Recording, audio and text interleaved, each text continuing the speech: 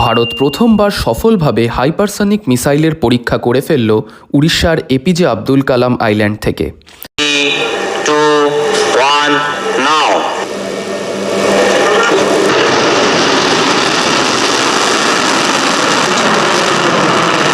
Hypersonic missile পৃথিবীর সবথেকে দ্রুতগামী মিসাইলের শ্রেণী, যেটি শব্দের গতিবেগের থেকেও 5 গুণ দ্রুত যেতে পারে।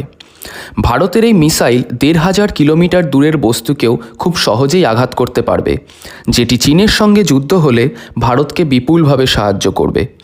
আকাশ, সমুদ্র ও মাটি 3 জায়গা থেকেই এটিকে ছোড়া সম্ভব।